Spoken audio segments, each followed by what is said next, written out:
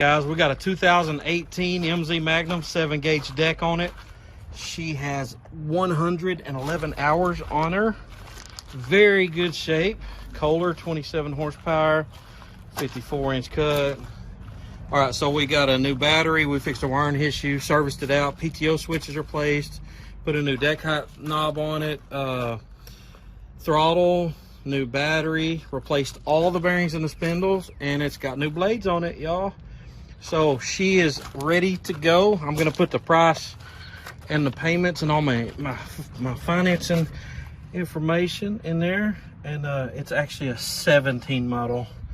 My customer was mistaken, but yeah, it's a 17 model, 2017 MZ Magnum, 111 hours on it. 7-gauge commercial deck, homeowner owned. They just got them a new mower. Come see us, 623 North Main, G Mowers.